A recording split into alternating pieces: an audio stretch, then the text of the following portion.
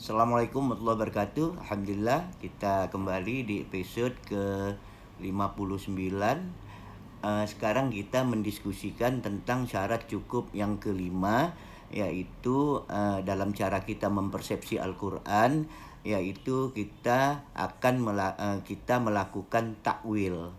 Nah, kata takwil terbentuk dari kata huruf alif atau hamzah, waw dan lam, yang maknanya merujuk pada makna sesuatu yang jelas asal usulnya dan prosesnya dari awal hingga akhir, atau menempatkan sesuatu dalam posisi dan kondisi yang benar. Nah, dari posisi inilah misalnya muncul kata ta'awwal, yaitu penemuan sesuatu untuk pertama kalinya. Misalnya di dalam bahasa Arab dikatakan haza muta'awwal hasan. Nah, jadi penemuan pertama kali sesuatu yang paling bagus. Nah, dari sinilah kita dapat memahami misalnya ayat yang mengatakan wal awwalu wal akhiru, yang selama ini dipahami diterjemahkan bahwa Allah lah yang paling awal, segala sesuatu tidak ada, dan demikian juga nanti Allah yang paling akhir. Artinya segala sesuatu tidak ada gitu. Nah, kalau ini yang dimaksudkan, berarti tidak ada surga, tidak ada neraka, atau tidak ada hari akhirat yang selalu kita katakan bahwa itu adalah kekal. Sebab kalau ini diterjemahkan wal awwal wal akhiru, bahwa Allah lah yang ada dari awal dan akhir, sedangkan yang lain tidak ada. Nah, ini berarti sesuatu yang sulit kita pahami begitu. Nah, jadi makna ayat ini adalah Allah lah yang pertama kali yang memulai penciptaan, bukan Allah yang awal segala sesuatu tidak ada gitu. Nah, makna sesuatu yang jelas kebenarannya ini sebagaimana makna awal tadi, ini dapat juga kita lihat pada surah Yusuf 100, di mana kita tahu saudara Nabi Yusuf itu kan semuanya sujud kepada Yusuf ketika di Mesir, sebagaimana yang terjadi di dalam mimpi Yusuf, sebagaimana yang ada di surah Yusuf ayat 4 itu gitu. Nah, ketika 11 saudaranya Yusuf itu sujud, maka Yusuf berkata kepada bapaknya, ya abati haza ta'wil ru'yaya min qablu. Nah, inilah takwil yang tadinya aku ketemu di dalam mimpiku, sekarang menjadi kenyataan. Nah, jadi menjadi jelas asal usulnya dengan adanya takwil.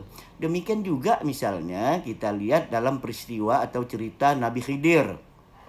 Taruhlah Nabi Khidir gitu kan, ketemu dengan Nabi Musa, di mana Nabi Khidir melakukan sesuatu yang Musa tidak paham, tidak masuk di dalam akal Musa.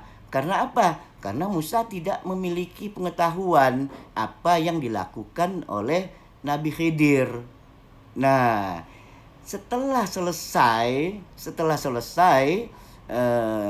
dalam kisahnya itu 3 kali ya. Setelah selesai itu Nabi Khidir menjelaskan bahwa yang dilakukannya ini mempunyai alasan-alasan yang logis. Perahu dibocorkan, alasannya nanti ada raja yang lalim. Nah, terus anak kecil dibunuh karena nantinya katanya akan menjadi anak yang tidak berbakti. Nah, rumah yang dibetulkan di dalamnya ada mengandung emas. Nah, ini secara runut diceritakan oleh Nabi Khidir kepada Musa. Nah, terakhir Nabi Khidir mengatakan apa? Di surah Al-Kahfi ayat 83 itu. Nah, Nabi Khidir mengatakan zalika ta'wil malam tasqi alaihil sabran. Nah, jadi katakanlah di situ bahwa inilah takwil yang engkau tak sabar menunggu penjelasan dari aku gitu. Nah, jadi takwil adalah menjelaskan sesuatu yang runut sebagaimana kita contohkan tadi. Nah, tapi ada juga yang berargumen sesuai dengan surah Ali Imran ayat 7. Nah, ada yang berargumen bahwa yang mengetahui takwil itu hanya Allah. Memang Allah mengatakan di surah Ali Imran ayat 7, "Wa ma ya'lamu ta'wilahu illallah."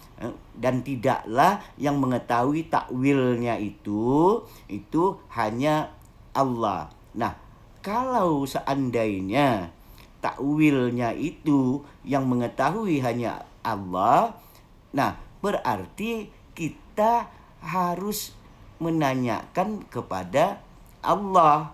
Bagaimana cara menanyakan kepada Allah?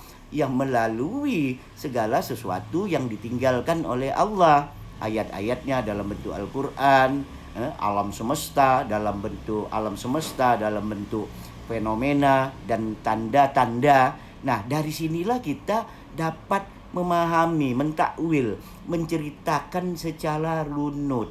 Jadi jangan kita mengambil suatu kesimpulan-kesimpulan yang hanya semata-mata berlandaskan apa kata orang dengan tanpa adanya runutan-runutan, tapi kita tidak memperhatikan apa kata Tuhan. Nah, inilah yang dimaksudkan, salah satu yang dimaksudkan di dalam bagaimana cara kita mentakwil ayat-ayat Al-Quran, kita mempersepsinya.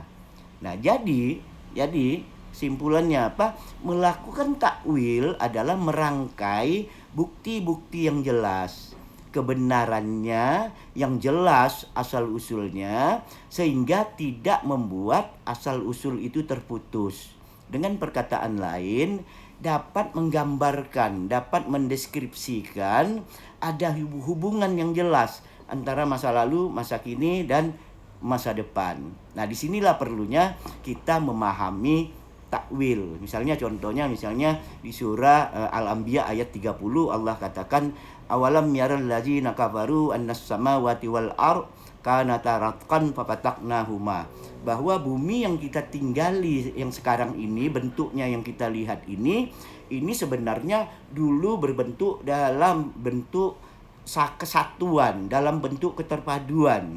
Kemudian Allah pisahkan, Allah ledakkan, nah jadilah bumi seperti apa yang kita tinggalkan sekarang ini gitu.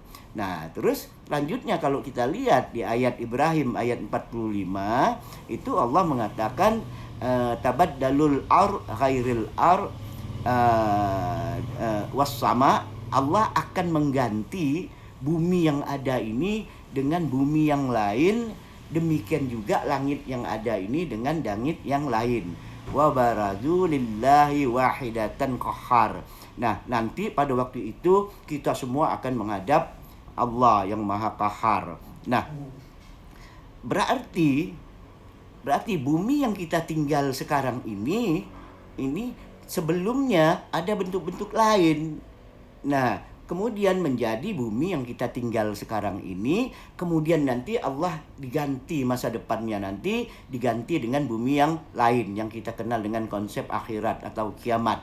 Nah, mentakwil bagaimana caranya kita memahami apa yang terjadi sebelum bumi ini, apa yang terjadi ada di bumi ini, dan apa yang akan terjadi setelah bumi ini diganti dengan bumi yang lain. Saya kira mudah-mudahan makna takwil ini bisa dipahami untuk kita, setidaknya kita memahami apa kata Tuhan, bukan hanya sekedar mengikut apa kata orang.